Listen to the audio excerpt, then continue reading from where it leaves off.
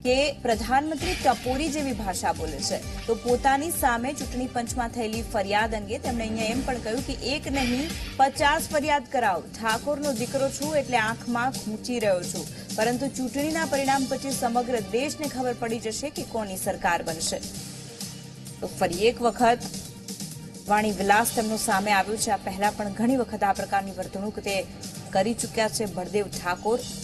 પ્રધાનમંત્રી ટપોરી જેવી ભાષા બોલે છે।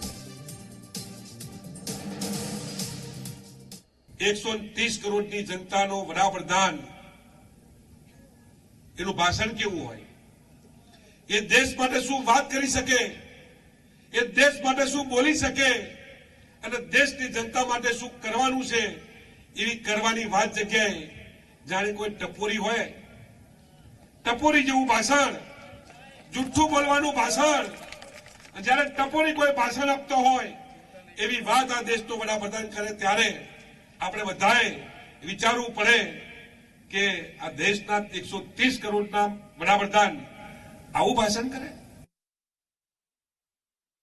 કે એક ફરિયાદ નહીં 50 ફરિયાદ કરવી હોય તો કરો।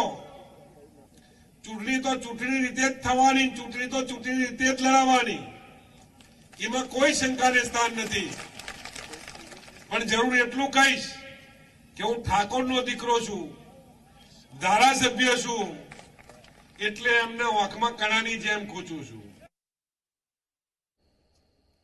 તો આ તરફ કોંગ્રેસના ધારાસભ્ય બળદેવ ઠાકોર સામે ફરિયાદ નોંધાવવામાં આવી છે। ભાજપે ચૂંટણી પંચમાં તેમની સામે ફરિયાદ નોંધાવી છે। અમિત શાહ સામે કરેલા વાણી વિલાસને લઈને આ ફરિયાદ નોંધાવાઈ છે। બળદેવ ઠાકોરે અમિત શાહ માટે અભદ્ર ભાષા વાપરી હોવાને લઈને આ ફરિયાદ નોંધાવવામાં આવી છે। તો આ સિવાય જનરલ ડાયર કહેવા પર પણ અહીંયા ભાજપે વિરોધ નોંધાવ્યો છે। આ તરફ બળદેવ ઠાકોરે કહ્યું કે ફરિયાદનો તો તે બંધારણીય રીતે જવાબ આપશે। એમ કહી શકાય કે બળદેવ ઠાકોરને ફરિયાદની પણ કોઈ જ પડી નથી, તેઓ બંધારણીય રીતે તેનો જવાબ આપશે। મારા જેવા મિત્રોએ કહ્યું કે તમારી ઉપર આ ફરિયાદ થઈ છે, મને જો આજ દિન સુધી કોઈ પણ જાણ નથી, હજુ સુધી તમે કહ્યું એ પહેલા કોઈએ મને જાણ કરી નથી, કોઈએ મને વાતે કરી નથી, એટલે આ બાબતમાં હું કંઈ જાણતો છું નહીં। પરંતુ જો કોઈ આવી ફરિયાદ થઈ હશે તો ભારતના બંધારણ મુજબ હું 100% લેખિત જવાબ કરી દઈશ।